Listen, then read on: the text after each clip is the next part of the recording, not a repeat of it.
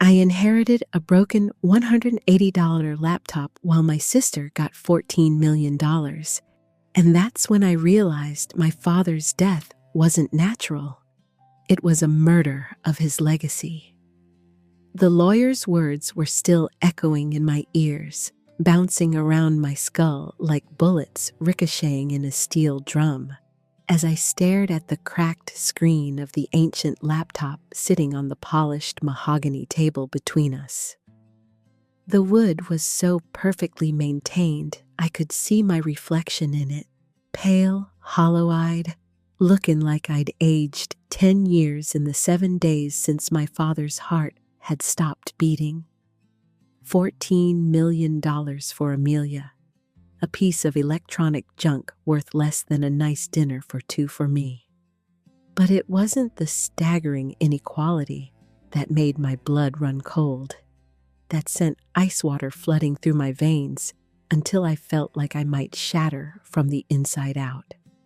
It was the flash of triumph in my sister's eyes, just for a microsecond, a fraction of a heartbeat before she buried it beneath another delicate dab of her silk handkerchief against her perfectly dry tears. That look told me everything. This wasn't grief. This wasn't the solemn transfer of a dying man's wishes. This was theft, executed with surgical precision. And somehow, sitting in that suffocating office that still reeked of my father's custom cologne, sandalwood and bergamot, and something sharp that reminded me of the lab chemicals we used to work with late into the night. Holding this worthless piece of technology that he'd supposedly left me as his final gift, I knew with bone-deep certainty that he'd left me something else. Something my sister and her accomplice lawyer would never find. Because my father, the brilliant David Sterling, founder of Sterling Innovations and pioneer of quantum computing, didn't do anything without 3 layers of reason. He was a man who lived his life like an endless chess game, always thinking 10 moves ahead, always seeing patterns no one else could perceive. And this laptop, this insulting, broken, worthless laptop, this was move 1. 7 days earlier, my father's heart had given out in his sleep, or that's what they told me. David Sterling, at 63, had been fighting pancreatic cancer for 8 brutal months. Stage 4, the kind that doesn't negotiate, doesn't bargain, doesn't show mercy. The kind that takes brilliant minds and reduces them to husks. I'd spent those months shuttling between the lab and his bedside, watching the disease hollow him out from the inside like a sculptor working in reverse, chiseling away everything that made him vital until only the essential framework remained. The titan of technology who'd revolutionized quantum computing was transformed into a frail shell who could barely hold a coffee cup without his hands shaking, who needed help getting to the bathroom, who sometimes forgot what day it was. But even diminished by cancer, even with his body betraying him cell by cell, his mind had remained sharp as a surgical blade. In his lucid moments, and there were many right up until the end, he was still David Sterling, still seeing patterns in chaos, still thinking in algorithms and probabilities. Our relationship had been forged in that lab, in the sacred space of creation, where we'd spent countless nights fueled by terrible coffee and the electric thrill of breakthrough moments. While other daughters had learned to braid hair or bake cookies with their fathers, mine had taught me quantum mechanics at the kitchen table, had shown me how to see the invisible architecture of reality. "You're my little visionary," he'd said to me just 2 weeks before he died, his voice raspy from the morphine, but his eyes still burning with that fierce intelligence I'd known my whole life. His skeletal hand gripped mine with surprising strength, the skin paper-thin over prominent bones, IV tubes snaking up his arm like parasitic vines. "This company, everything I've built, it's yours to guide. You understand that, don't you? You're its future." We'd been sitting in his home office, surrounded by patents framed like art, shelves heavy with technical journals, the massive whiteboard still covered in our last collaborative equations. Through the window, I could see the Sterling Innovations campus gleaming in the afternoon sun. "I understand, Dad," I'd said, throat tight with emotion I was trying to suppress. We'd never been demonstrative. We expressed love through shared work, through mutual respect of two minds operating on the same wavelength. "But you're not going anywhere. The new treatment protocol—" "Don't," he'd interrupted gently, squeezing my hand. "We're scientists. We deal in facts, not comforting fictions. The probability of my survival is approaching 0. He'd smiled then, that crooked half-smile I'd seen 1,000 times when he was about to reveal a particularly elegant solution to a complex problem. "But that's precisely why I'm not worried. I've made certain arrangements, contingencies." Those words had been my anchor through the nightmare of watching him fade over those final 2 weeks. They'd been my promise of purpose after the inevitable end, the assurance that everything we'd built together wouldn't be lost. I'd believed them completely. Sitting in Mr. Blackwood's office now, staring at that broken laptop, I understood how thoroughly I'd misunderstood. He had made arrangements, but not the ones I'd imagined. The air in the lawyer's office was suffocatingly expensive, thick with the scent of leather furniture that cost more than most people's cars, old paper that smelled like money and privilege, and underneath it all, that ghost of my father's cologne. Smelling it here, in this moment, felt like a desecration, like finding a sacred object in a pawn shop window. Mr. Blackwood was a man who seemed to have been constructed from spare parts of more human lawyers, all sharp angles and starched collars, thin lips that looked like they'd forgotten how to smile decades ago, and wire-rimmed glasses perched on a nose that seemed designed specifically for looking down at people.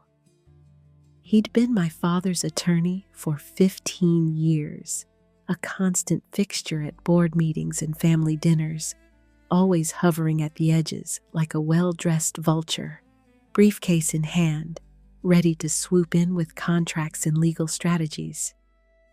I'd never liked him, but I'd never suspected him either. That, I was beginning to understand, had been my fatal error. Now he sat behind his massive mahogany desk, like a judge preparing to deliver a death sentence, which, I was realizing with growing horror, was exactly what this was. Not a legal proceeding, an execution. Across from me, Amelia was delivering an Oscar-worthy performance. My older sister had always been beautiful in that carefully calculated way that required constant maintenance. Blonde hair that was professionally colored and styled every 3 weeks. Makeup that took 45 minutes to apply and looked natural. Clothes that were expensive and tasteful and chosen by a personal stylist who charged $300 an hour. She'd inherited our father's sharp cheekbones and ice blue eyes, the Sterling family's aristocratic bone structure that photographed well and conveyed authority in boardrooms. But she'd inherited none of his passion for creation, none of his obsessive drive to push the boundaries of what was possible. She schmoozed investors at cocktail parties, managed PR crises, hosted charity galas, She spoke fluent MBA, profit margins, and stakeholder value.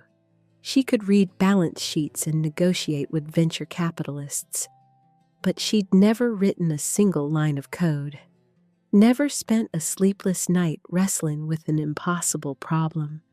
Never experienced that transcendent moment when a prototype finally worked after the 100th failed iteration.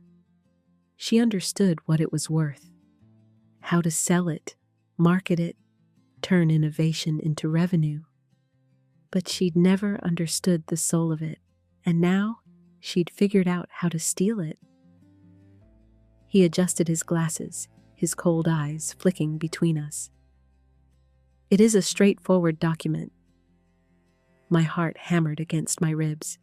This was it, the moment my father's legacy would be officially transferred. The moment my life's work would be affirmed. To my eldest daughter, Amelia Sterling. Blackwood read, his voice devoid of any warmth. I bequeath my entire controlling interest in Sterling Innovations, its subsidiaries, and all associated assets, properties, and accounts. The words didn't register at first. They were just sounds, meaningless vibrations bouncing off the walls of this tomb-like office. 14 million, entire controlling interest, all associated assets. My brain refused to process it. It was like trying to divide by zero. The equations simply wouldn't compute. The silence that followed was so complete, I could hear the antique clock on Blackwood's wall ticking away the seconds of my devastation. $180. My father had left me $180 worth of obsolete technology. I don't understand, I heard myself say, my voice sounding distant and strange, like it was coming from someone else's body. There must be a mistake. My father he couldn't. There is no mistake, Blackwood said, his tone suggesting he'd heard this protest before and found it tedious. The will is quite clear and was executed with full legal authority. 3 months ago, before the cancer had really taken hold, when he was still sharp, still strategic, still the man who'd built an empire from equations and ambition. Which meant this wasn't the confused decision of a dying man. This was deliberate. This was intentional. This was impossible. But the company, I started, my voice cracking. We built it together. The quantum processors, the new architecture, Project Nightingale, that's my work, that's our work. How could he just— Your father's wishes are clear, Blackwood interrupted, standing up in a way that signaled the meeting was over. I'm sorry if you find them disappointing. The condescension in his voice hit me like a physical slap. And Amelia, who hadn't said a word during this entire proceeding, finally looked up from her handkerchief and met my eyes. The sympathy on her face was perfect. The pity was immaculate. But in her eyes, just for that microsecond before she looked away, I saw it again. Triumph. Pure, undiluted, victorious triumph. And I knew with the same certainty I'd had when solving a complex equation, when debugging code, when seeing the solution that had eluded everyone else. This will was a lie. My father hadn't written this. Or if he had, it hadn't been willingly. She'd done something. She and Blackwood together. They'd stolen everything, and they'd done it so perfectly, so legally, that I had no recourse, no appeal, no way to fight back. I was going to lose everything. The next 72 hours were a descent into a special kind of hell reserved for people who've had their entire identity stolen, while everyone watches and nods approvingly. The news broke within hours. Sterling Innovations transitions to new leadership, read the headline in Tech Industry Weekly. The article painted Amelia as a visionary taking the reins of her late father's empire, ready to guide it into a new era of growth and innovation. My name wasn't mentioned once. I tried to go to work the next day, to the lab that had been my second home, to the projects that had my fingerprints all over them, to the team that had worked under my direction for 5 years. My key card didn't work. I stood at the security checkpoint, swiping again and again while the guard, George, who'd been greeting me with coffee jokes every morning for 3 years, avoided my eyes and quietly called security. "I'm sorry, miss," he said, and he genuinely seemed to be. "Your access was revoked." "Building management, Amelia." I tried my email next, pulling out my phone right there in the lobby. Account locked.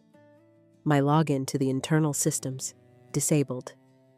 My company phone, disconnected. She'd erased me, completely, as thoroughly as deleting a file from a hard drive and writing over the empty space. I was a ghost, a phantom haunting the edges of a company I'd helped build. By the end of the week, I'd been formally terminated. The severance package was insultingly minimal. 2 weeks' pay, a perfunctory thank you for my service, and a non-compete clause so ironclad that I couldn't work for any tech company in any related field for 3 years. I sat in my apartment, the expensive loft I could barely afford, even with my 6-figure salary, and watched my bank account like a countdown timer ticking towards zero. Rent, $4,200, car payment, $680, insurance, utilities, loans, another $2,000. My savings would last maybe 6 months. I had interviews lined up before the non-compete landed like a legal nuke. Then those interviews mysteriously canceled. Word got around fast. I was toxic, litigious, a disgruntled ex-employee with an axe to grind. Amelia's PR team was efficient. I had to give them that. I finally called my college roommate Anya Petrov, now a partner at a firm specializing in estate litigation. We met at a coffee shop, and I laid out everything. The will, the timing, my certainty that my father would never have done this. She listened, made notes, asked pointed questions. Then she delivered her verdict with the gentleness of a surgeon explaining an inoperable tumor. "Clara, I believe you," she said, voice soft but firm. "But belief isn't evidence. Fighting this would require proving fraud.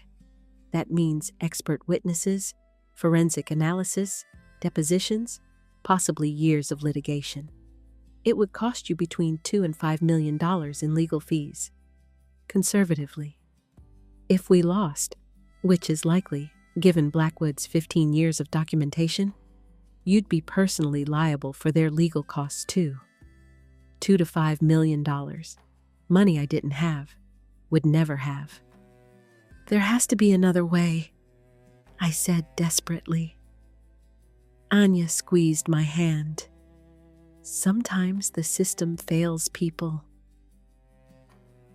I walked out of that coffee shop in a daze, her words echoing in my head. Sometimes bad people win. But as I walked, as the shock began to give way to something colder and more focused, a different thought crystallized.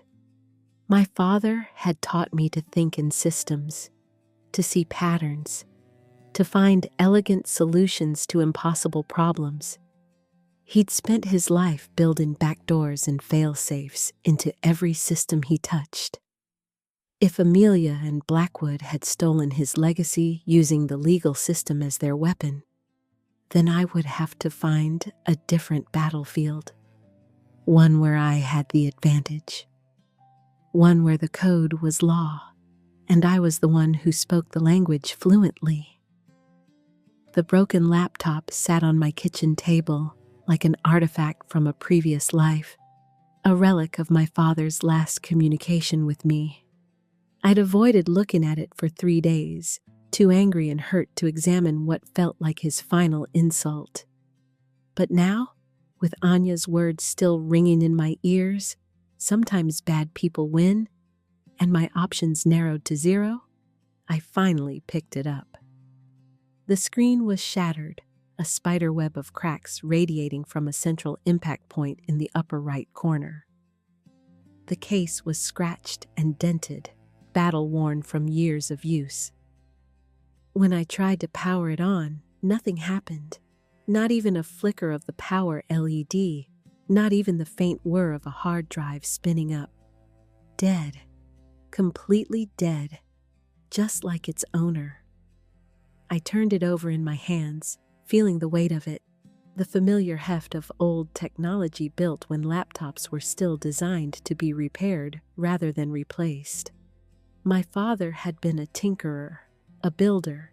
He'd taught me to take apart and rebuild computers when I was 12, to understand not just how they worked, but why they worked, to see the elegant logic beneath the plastic and metal. And that's when I felt it. A slight irregularity along the bottom edge, near where the battery compartment should be. A seam that was slightly too wide. A panel that sat just fractionally proud of the case. My heart began to race, hope flaring in my chest for the first time since that devastating will reading. I grabbed a small screwdriver from my toolkit, the same kit my father had given me when I was 12, when he'd first taught me to take apart and rebuild computers, and carefully removed the bottom panel. The battery was missing. In its place, nested in the foam padding meant to protect it, was a small flash drive wrapped in a note. My hands shook as I unfolded the paper. My father's handwriting, still sharp and precise despite the cancer. Little visionary, if you're reading this, then the worst has happened. I'm sorry I couldn't tell you in person, but I discovered too late that I'd placed my trust in the wrong people. By the time I realized what they were planning, I was too weak to fight them directly. So I did what I've always done. I built a better solution. This drive contains everything. The real will, recorded 3 days before I officially signed the one Blackwood produced. Bank records showing the embezzlement. Emails between Amelia and Blackwood discussing their plans. Offshore accounts, shadow ledgers, everything you'll need to prove what they did. But evidence alone won't be enough. They've built their position too strong, fortified it with legal precedent and proper procedures. You'll need to be cleverer than that. You'll need to beat them the same way we always solved impossible engineering problems, by finding an elegant solution no one else could see. I've also included something else, the source code and access credentials for the Sterling Innovations core systems. Not the production servers, those are monitored. But the old development servers, the ones from before we went public, the ones everyone assumes were decommissioned, but that I kept running as backup redundancy. You have root access to everything. The entire network is yours if you know where to look and how to move without being seen. The key is in the code, little visionary. It always has been. I love you. I'm sorry I won't be there to see what you build next. Dad. I read the note 3 times, my vision blurring with tears that I furiously wiped away because I needed to see, needed to focus, needed to think. He'd known. He'd known what they were planning, and he'd set up a trap for them. Not a legal trap. They'd fortified too well against that, but a different kind of trap. One built in the digital architecture of the company itself. My father had left me the keys to the kingdom. Now, I just had to figure out how to use them without getting caught. I plugged the flash drive into my personal laptop, the one that had never touched the Sterling Innovations network, the one that couldn't be traced back to me, and began to read. By the time the sun came up, I'd gone through every file 3 times. Bank statements showing systematic embezzlement going back 2 years, emails discussing how to manipulate my father's pain medication to keep him compliant during the will signing, forged medical documents, communications with offshore law firms, asset transfers hidden behind shell corporations. It was everything I needed to send them both to prison for decades, but it was also useless in court. The evidence had been obtained without a warrant, without legal authority. A good defense attorney, and Blackwood could afford the best, would have it thrown out before trial. Fruit of the poisonous tree, Anya had called it when I'd asked her hypothetically about illegally obtained evidence. So I couldn't use it legally, but I could use it. The question was, how? The answer came to me 3 days later while I was lying awake at 3 a.m., my mind churning through possibilities. Project Nightingale, Amelia's big play, the product launch that would establish her as the legitimate heir to my father's vision. She'd moved up the timeline, probably hoping to cement her position before I could mount any kind of challenge. The launch was scheduled for 3 weeks from now, a massive public event at the convention center with live streaming, tech media from around the world, and every major investor and board member in attendance. She'd be on that stage, presenting my work as her vision, reaping the glory of innovations she'd never understood. And that's where I'd destroy her, publicly, completely, using the very stage she'd built for her triumph. I spent the next 2 weeks building what I called Nemesis, a system designed to counter and neutralize a specific threat. Using my father's backdoor access, I mapped every network segment, every server. I found the old development servers exactly where he said they'd be, running parallel to production systems, invisible to IT monitoring, but fully functional. I built my code in that hidden space, a digital weapon designed to lie dormant until triggered. The core was elegant. A worm that would inject itself into the Nightingale launch, triggered by a specific phrase in Amelia's speech. Once triggered, it would display the evidence on every screen: bank statements, emails, the forged will next to my father's real video will. While that evidence played for the world, Nemesis would copy every file to journalists' laptops, email it to every tech news outlet, upload it to redundant cloud storage with public access. They couldn't suppress it, couldn't contain it. But that wasn't enough. I added a third function: drain their offshore accounts and route the money into a trust fund for Sterling Innovations employees. The company my father built would finally benefit its workers instead of enriching thieves. I built and tested every function, every failsafe, every trigger. It was some of the most beautiful code I'd ever written. Elegant, efficient, deadly. My father would have been proud. The day of the launch, I woke up at 5 a.m. to find an unexpected email from Amelia. Dear staff and stakeholders, it is with great pleasure that I announce the official launch of Project Nightingale, the culmination of my father's vision and our company's 5 years of dedicated research and development. This revolutionary quantum processing system represents the future of computing, and I'm honored to introduce it to the world today. Under her leadership, my work, my innovations, my sleepless nights and breakthrough moments. The rage that flooded through me was so pure, so clarifying, that my hands actually stopped shaking. This was the right choice. This was justice. I spent the morning setting up in a coffee shop 3 blocks from the convention center, my personal laptop connected through 7 layers of VPN and proxy servers that would make tracing me effectively impossible. I could see the venue's network, could watch the tech team doing final sound checks, could monitor the security feeds I'd quietly gained access to through my father's back door.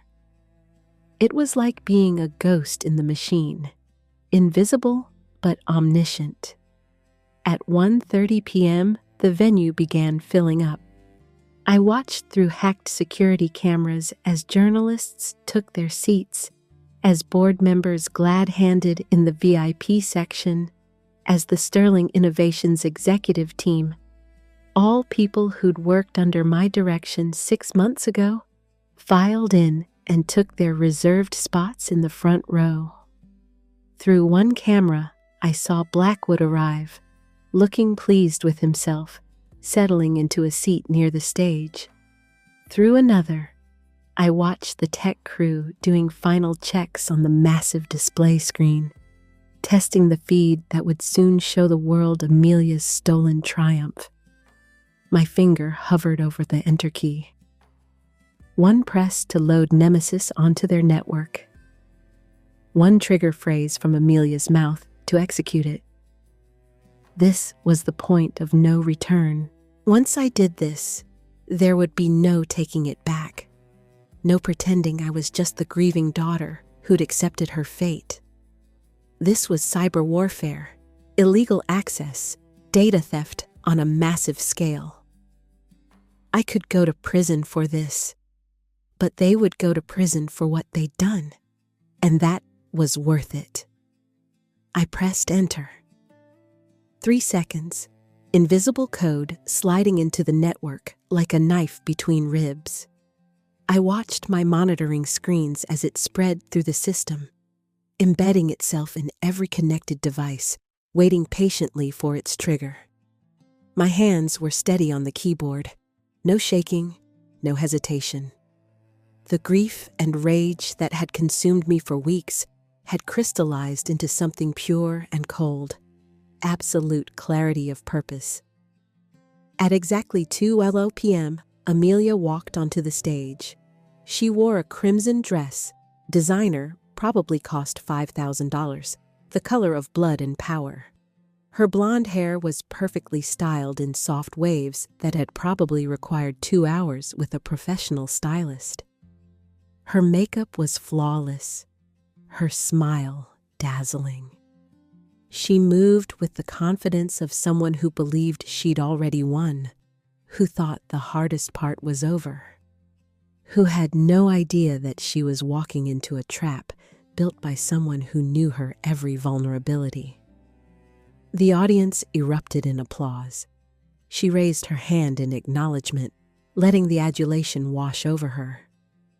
She stepped up to the podium, the massive screen behind her displaying the Sterling Innovations logo. The logo my father had designed 20 years ago, when the company was just an idea and a garage and unlimited ambition. "Thank you," Amelia began, her voice resonating with false humility through the venue's sound system.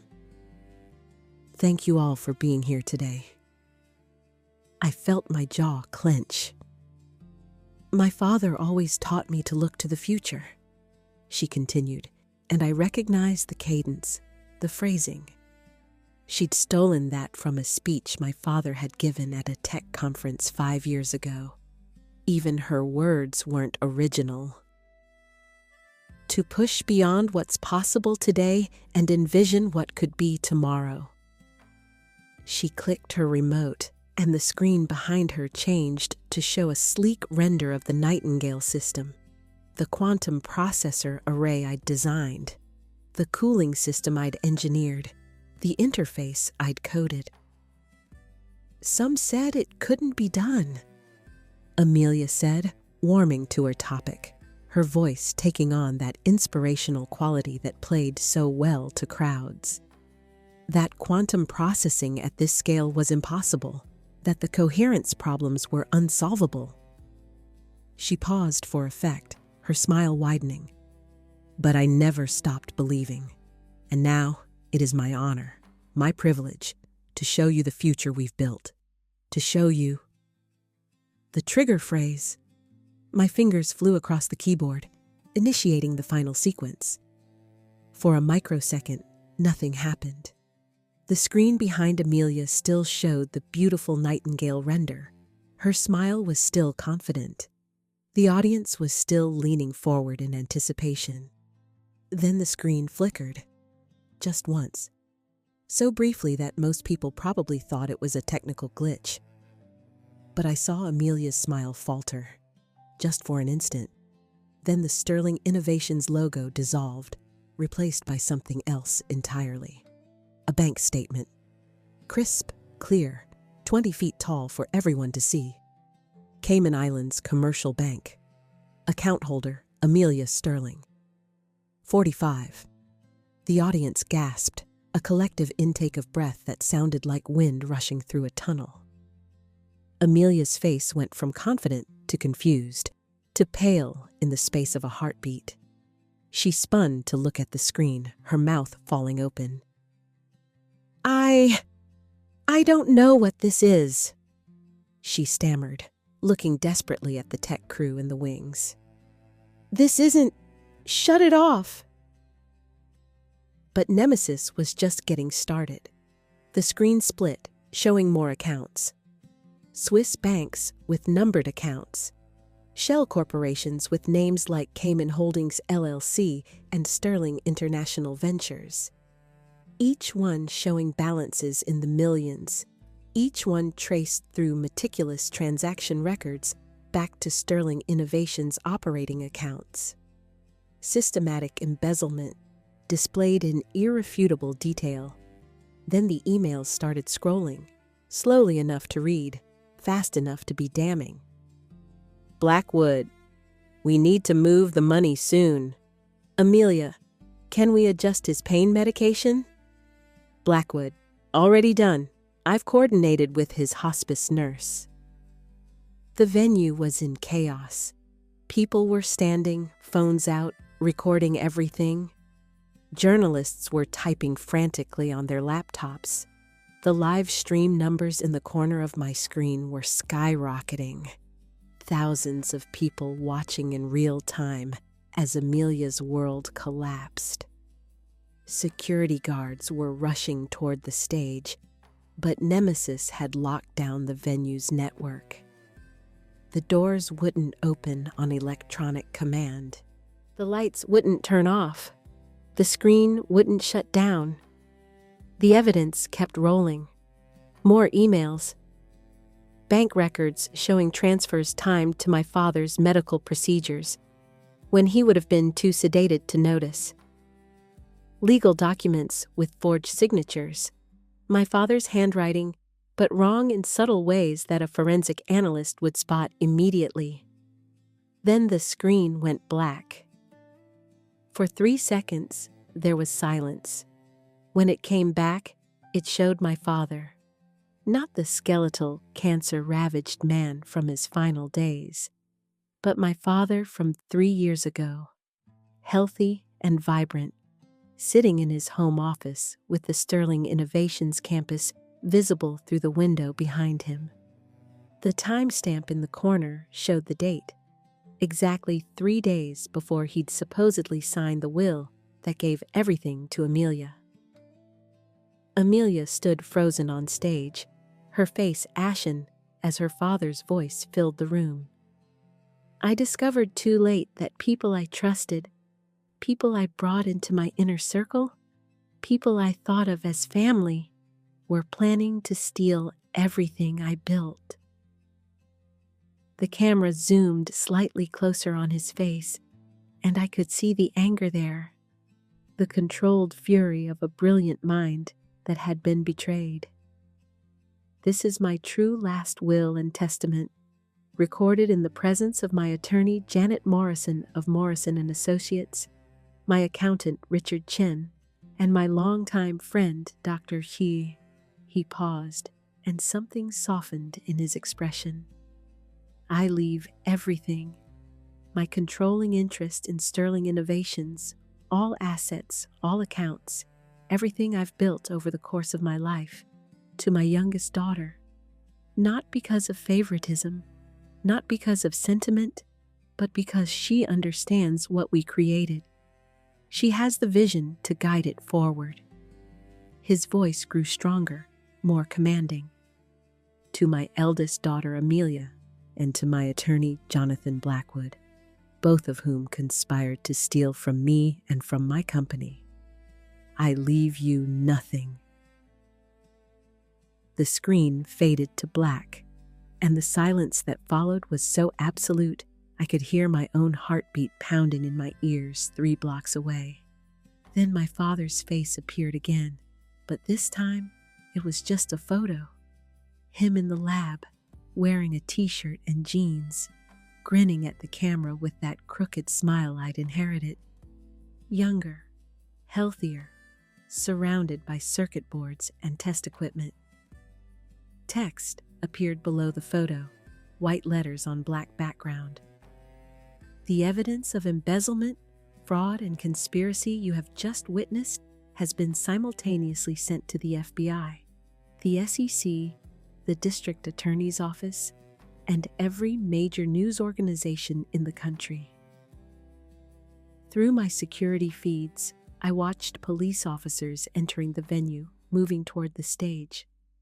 I watched as they climbed up, as Amelia tried to back away, as her perfect composure finally shattered, and she started crying real tears, genuine terror as she understood that her lie had been demolished in front of the entire world. Through another feed, I saw Blackwood trying to leave through a side exit, finding police officers waiting there too. Nemesis executed its final commands. The offshore accounts drained in seconds, money flowing into the newly created Employee Trust Fund. Legal documents auto-filed with courts, establishing the trust's legitimacy and ensuring the funds couldn't be seized. The stolen millions were now beyond their reach forever. My revenge wasn't just complete, it was perfect. I closed my laptop, packed up my things, and walked out of the coffee shop. The afternoon sun was warm on my face, and for the first time in weeks, I could breathe without feeling like there was a stone crushing my chest. It was over. They were caught. Justice was served. But I didn't feel triumphant. I felt exhausted, and underneath the exhaustion, hollow, because none of this brought my father back. None of this undid the months of grief and betrayal. None of this healed the wound of watching him die while his own daughter plotted to steal from him. I'd won, but winning felt strangely empty. The aftermath was chaos in the best possible way. The story exploded across every major news network. The FBI launched formal investigations. The SEC froze all related accounts. Sterling Innovations stock dropped 40% as investors fled. 3 board members resigned within a week. But something unexpected happened. The employees, engineers and designers who'd built everything, who'd worked under my direction before Amelia erased me, they organized. Empowered by the trust fund, freed from Amelia's regime, they didn't want a corporate buyout. They wanted me. The email arrived 1 week later from the newly formed Employee Council, requesting I assume leadership as CEO. They held a vote 3 days later. I won with 98% approval. The decimated board confirmed it unanimously. At 32, I became CEO of a company worth hundreds of millions, employing over 3,000 people, with projects that would shape computing's future. The job my father had always known I'd be perfect for. That night, I stood alone in my father's office for the first time since his death. Our office, really. I'd spent as much time in this room as he had over the years, working side by side on problems that fascinated us both. The city sprawled below me through the floor-to-ceiling windows, lights beginning to twinkle as evening fell. The massive whiteboard still showed our last collaborative equations, and I couldn't bring myself to erase them. His degrees hung on the wall alongside the patents we'd filed together.